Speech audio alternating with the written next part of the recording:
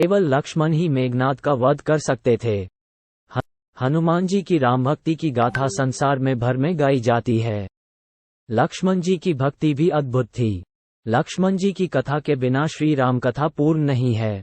अगस्त्य मुनि अयोध्या आए और लंका युद्ध का प्रसंग छिड़ गया। भगवान श्री राम ने बताया कि उन्होंने कैसे रावण और कुंभकर्ण जैसे प्रचंड वीरों का वध किया और लक्ष्मण ने भी इंद्रजीत और अतिकाय जैसे शक्तिशाली असुरों को मारा। अगस्त्य मुनि बोले, श्री राम बेशक रावण और कुंभकर्ण प्रचंड वीर थे, लेकिन सबसे बड़ा वीर तो मेघनाद ही था। उसने अंतरिक्ष में स्थित होकर इंद्र से युद्ध किया था और बांधकर लंका ले आया था। ब्रह्मा ने इंद्रजीत से दान के रूप में इंद्र को मांगा, तब इंद्र मुक्त हुए थे। लक्ष्मण ने उसका वध किया, इसलिए वे सबसे बड़े योद्धा हुए। श्री राम को आश्चर्य हुआ, लेकिन भाई की वीरता की प्रशंसा से वह खुश थे। फिर भी उनके मन में जिज्ञासा पैदा हुई कि आखिर अगस्त्य मुनि ऐसा क्यों कह रहे हैं कि इंद्रजीत का वध रावण से ज्यादा मुश्किल था।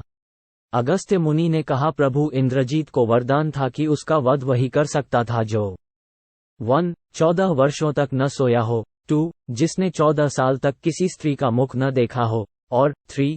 14 साल तक भोजन न किया हो।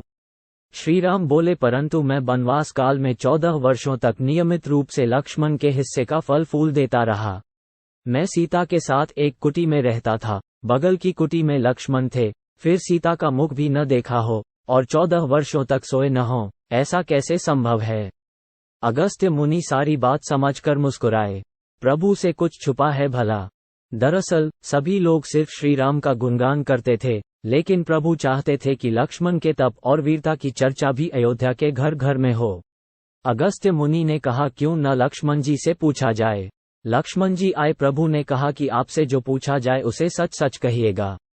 प्रभु ने पूछा, हम तीनों 14 वर्षों तक साथ रहे, फिर तुमने सीता का मुख कैसे नहीं देखा, फल दिए गए फिर भी अनाहारी कैसे रहे, और 14 साल तक सोए नहीं, ये कैसे हुआ।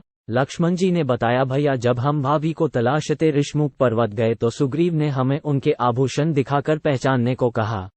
आपको स्मरण होगा, मैं तो सिवाय उनके पैरों के नुपुर के कोई आभूषण नहीं पहचान पाया था, क्योंकि मैंने कभी भी उनके चरणों के ऊपर देखा ही नहीं। 14 वर्ष नहीं सोने के बारे में सुनिए। आप माता एक कुटिया में सोते थे। मैं रात भर बाहर धनुष पर बाण चढ़ाए पहरेदारी में खड़ा रहता था। निद्रा ने मेरी आंखों पर कब्जा करने की कोशिश की तो मैंने निद्रा को अपने बाणों से बे दिया था। निद्रा ने हारकर स्वीकार किया कि वह 14 साल तक मुझे स्पर्श नहीं करेगी, लेकिन जब श्री राम का अयोध्या में राज्याभिषेक हो रहा होगा और मैं उनके पीछे सेवक की तरह छत्र लिए खड़ा रहूंगा, तब वह मुझे घेरेगी। आपको याद होगा, राज्याभिषेक के समय मेरे हाथ से छत्र गिर गया था। अब मैं 14 साल तक अनाहारी कैसे रहा। मैं जो फल फूल लाता था, आप उसके 3 भाग करते थे। एक भाग देकर आप मुझसे कहते थे, लक्ष्मण फल रख लो। आपने कभी फल खाने को नहीं कहा, फिर बिना आपकी आज्ञा के मैं उसे खाता कैसे। मैंने उन्हें संभाल कर रख दिया। सभी फल उसी कुटिया में अभी भी रखे होंगे। प्रभु के आदेश पर लक्ष्मण जी चित्रकूट की कुटिया में से वे सारे फलों की टोकरी लेकर आए और दरबार में रख दिया। फलों की गिनती हुई, 7 दिन के हिस्से के फल नहीं थे। प्रभु ने कहा, इसका अर्थ है कि तुमने 7 दिन तो आहार लिया था। लक्ष्मण जी ने 7 फल कम होने के बारे बताया। उन 7 दिनों में फल आए ही नहीं। 1. जिस दिन हमें पिताश्री के स्वर्गवासी होने की सूचना मिली, हम निराहारी रहे। 2. जिस दिन रावण ने माता का हरण किया, उस दिन फल लाने कौन जाता। 3. जिस दिन समुद्र की साधना कर आप उससे राह मांग रहे थे।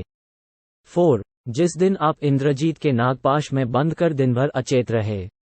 5. जिस दिन इंद्रजीत ने मायावी सीता को काटा था और हम शोक में रहे। 6. जिस दिन रावण ने मुझे शक्ति मारी। 7. और जिस दिन आपने रावण वध किया। इन दिनों में हमें भोजन की सुध कहाँ थी। विश्वामित्र मुनि से मैंने एक अतिरिक्त विद्या का ज्ञान लिया था, बिना आहार किए जीने की विद्या। उसके प्रयोग से मैं 14 साल तक अपनी भूख को नियंत्रित कर सका, जिससे इंद्रजीत मारा गया। भगवान श्री राम ने लक्ष्मण जी की तपस्या के बारे में सुनकर उन्हें हृदय से लगा लिया।